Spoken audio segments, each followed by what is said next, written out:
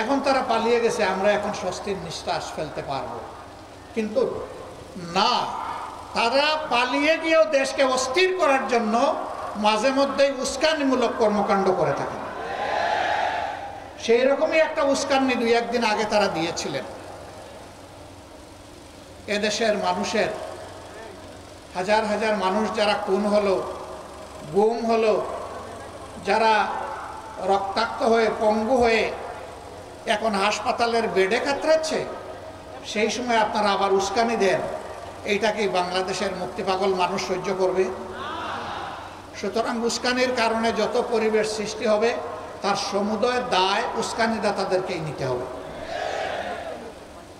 প্রিয় দেশবাসী, গেল তাদের আমল, করলো ধ্বংস বাংলাদেশ, জাতিকে করলো বিভক্ত। এখন আমরা কি করতে চাই?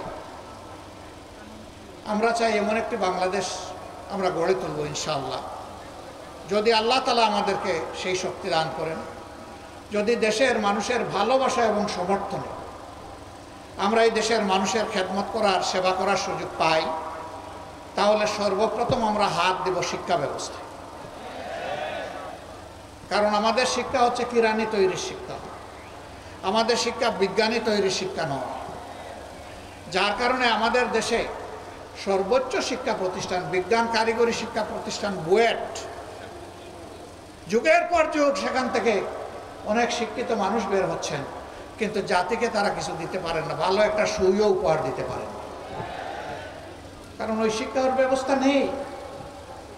আবার যারা একটু শিক্ষিত হয়েছেন তাদের ক্ষেত্রে নৈতিক মূল্যবোধের অভাব থাকার কারণে তারা জাতির পকেটে আস্তে করে হাত ঢুকিয়ে দেয় এবং পকেট খালি করে, পকেট লুণ্ঠন করে, ব্যাংক ডাকাতি করে সমস্ত অর্থ তাদের কূটবুদ্ধির জোরে বিদেশে তারা পাচার করে দেয়।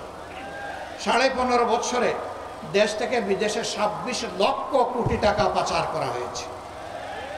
তারা দেশে থাকা অবস্থায় অনেক সুন্দর সুন্দর কথা বলতেন, কারো কারো কথা শুনে মনে হতো তিনি বোধহয় এ যুগের তাপসী রাবিয়া।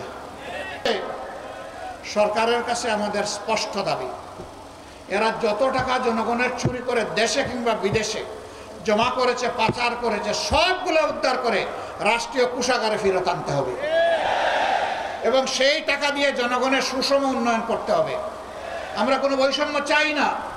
এই নারায়ণগঞ্জ পুরা জেলাটাই হচ্ছে ইন্ডাস্ট্রিয়াল পার্ক, কিন্তু এখানে নারায়ণগঞ্জ মহানগরী আমির বলে গেলেন এখানে কোনো মেডিকেল কলেজ নাই, কোনো বিশ্ববিদ্যালয় নাই, উচ্চতর কোনো শিক্ষা প্রতিষ্ঠান সরকারি নাই। কেন? 26 লক্ষ মানুষের এই নগরী, প্রায় 40 লক্ষ মানুষের এই জেলা কেন বঞ্চিত হবে? যারা গডফাদাররা জমিদারি নিয়েছিলেন তারা কি করেছেন? তারা তাদের আপার কাছ থেকে এগুলো আদায় করেননি কেন? কারণ তাদের ধান্দাবাজি ছিল জমিদারি টিকিয়ে রাখা, মানুষের উপর সন্ত্রাস করা এবং চাঁদাবাজি, লুণ্ঠন, দখলদারি চালিয়ে যাওয়া। তারা জনগণকে নিয়ে তাদের কোনো কর্মসূচি ছিল না, পরিকল্পনা ছিল না। কারা করছে? যাদের রাজনৈতিক শক্তি যত বড়, ক্ষমতায় থেকে তারাই এই কাজগুলা করে, সর্বকালে করেছে, এখনো চালিয়েছে। এই সমস্ত আবর্জনা সমাজ থেকে দূর করতে হবে ইনশাআল্লাহ। এমন দেশ হবে যেখানে কোনো দুর্নীতি এবং দুঃশাসন থাকবে না। এখানে আর অফিস আদালতে ঘুষ চলে। তাহলে কেন আমাদের এতগুলা জীবন ঝরলো? এতগুলা মানুষ কেন পঙ্গু হলো? এত রক্তের ফুটায় কেন বাংলাদেশ ভাসলো?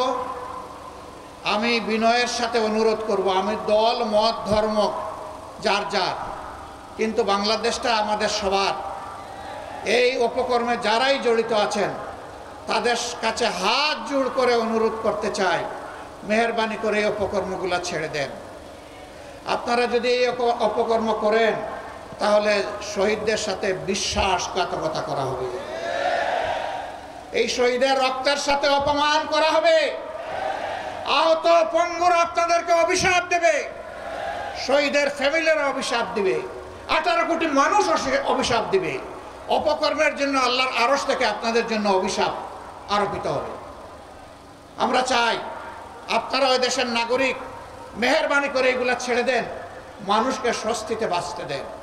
কিন্তু যদি না ছাড়েন, এই ধান্দাবাজি থেকে যদি সরে না আসেন, মনে রাখবেন ওই ওয়ান জাস্টিস বলে আমাদের যে ইয়াং জেনারেশন রাস্তায় নেমে এসেছিল, তারা কিন্তু বুক চিতিয়ে যুদ্ধ করেছে, গুলিকে লুফে নিয়েছিল, স্লোগান দিয়েছিল, বুকের ভিতরে তুমুল ঝড়, বুক পেতেছি গুলি কর।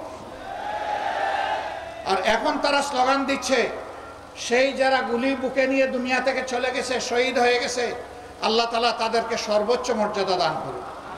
এখন তাদের অনুসারীরা স্লোগান দিচ্ছে, ও আবু সাঈদ, ও মুগ্ধ, তোমরা জেনে রাখো, হে আবু সাঈদ মুগ্ধ, শেষ হয়নি মোদের যুদ্ধ। সেই যুদ্ধটা কি? সেই যুদ্ধ হচ্ছে এই যে আবর্জনাগুলার কথা বললাম, এইগুলা তারা এই সমাজে দেখতে চায় না।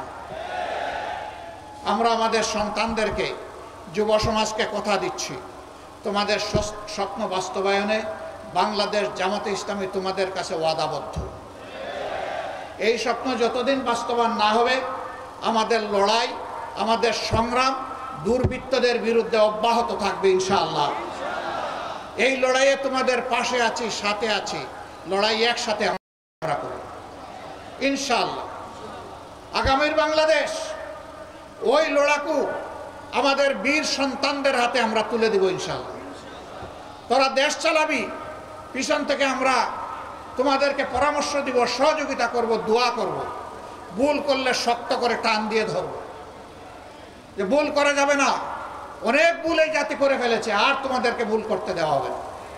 সেই রকম একটা স্বপ্নের বাংলাদেশ আপনারা চান কিনা? ওই বাংলাদেশটা হবে ইনশাআল্লাহ মানবিক বাংলাদেশ। একটা মা, আমার বোন, আমার মেয়ে, সে ঘরেও থাকবে নিরাপদ, বাইরে যখন বের হবে তখন আরো একটা জিনিস তার সাথে সে পাবে, নিরাপত্তার সাথে পাবে মর্যাদা। যখন সে কর্মস্থলে পেশাগত দায়িত্ব পালন করবে, এই দুইটি জিনিস নিয়েই সে নিরাপত্তা এবং মর্যাদা নিয়ে ইনশাআল্লাহ দায়িত্ব পালন করবে। সম্মানিত ভাইয়েরা, যারা সংখ্যালঘু সংখ্যাগুরু বলেন, আমরা এটাতে বিশ্বাস করি না, কিন্তু আমরা এটাও চাই না দেশে কোনো পরিবর্তন আসলেই বিভিন্ন ধর্মের ভাইয়েরা একটা বোনেরা একটা আতঙ্কে থাকবেন, এটা আমরা চাই না। যদি মুসলমানদের মসজিদ পাহারা দেওয়ার দরকার না হয়, তাহলে সেই সময় ভাইদের মন্দির, প্যাগোডা, চার্চ কেন পাহারা দেওয়ার প্রয়োজন হবে? আমরা দেখতে চাই একটা অহিংসার বাংলাদেশ, মিলেমিশে একটা সম্প্রীতির বাংলাদেশ। আমি বিভিন্ন ধর্মের ভাইদেরকে বুক খুলে আহ্বান জানাবো, মেহেরবানি করে আপনাদের খোলা চোখ দিয়ে, খোলা বিবেক দিয়ে বাংলাদেশ জামাতে ইসলামীকে আপনারা পর্যালোচনা করুন, বিচার করুন।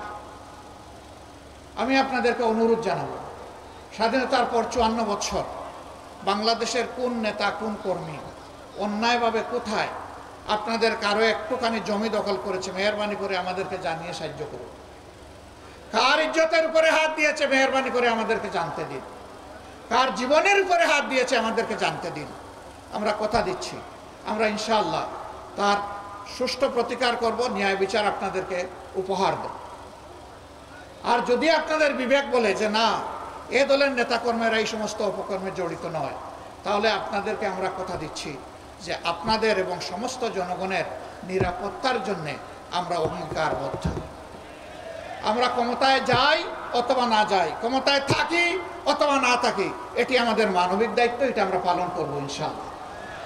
যার প্রমাণ আমরা দেওয়ার চেষ্টা করছি। যতক্ষণ পর্যন্ত দেশবাসী আপনারা বাংলাদেশ জামাতে ইসলামীকে ন্যায় এবং কল্যাণের উপরে দেখবেন, সত্যের উপরে দেখবেন, ততদিন পর্যন্ত আমরা আপনাদের বুক ভরা ভালোবাসা চাই। এইভাবে আমাদেরকে সহায়তা করুন ইনশাআল্লাহ। সাম্যের বাংলাদেশ, ন্যায় নীতির বাংলাদেশ, দুর্নীতিমুক্ত বাংলাদেশ, দুঃশাসন মুক্ত বাংলাদেশ, মানবিক বাংলাদেশ আমরা আপনাদেরকে সাথে নিয়ে উপহার দিতে পারবো এই দেশবাসীকে ইনশাআল্লাহ। অতীতে কেন হলো না? আমরা আপনাদেরকে কথা দিচ্ছি, আল্লাহ তাআলা যদি এই দেশবাসীর খেদমত করার সুযোগ দেন, যে দাবিগুলো এখানে আজকে উত্থাপন হয়েছে, আমরা আপনাদের সঙ্গত সকল দাবির সাথে একমত। আমি আরেকটা যোগ করে দিলাম যে এখানে একটা বিশাল মাঠেরও প্রয়োজন হবে। আমরা দায়িত্বে গেলে এই দাবি আপনাদের আর এগুলা তুলতে হবে না, এটা আমাদের পবিত্র কর্তব্য হবে এই দাবি বাস্তবায়ন। আর যদি আল্লাহ তাআলা ওই পর্যায়ে সেবার জন্য আমাদেরকে মনোনীত না করেন, দেশবাসীর ভোটে আমরা যদি নির্বাচিত হয়ে সরকার গঠন না করি, তাহলে সেই দাবি আদায়ে আপনাদের হাত যখন উপরে উঠবে, আমাদের হাতগুলো আপনাদের সাথে থাকবে ইনশাআল্লাহ।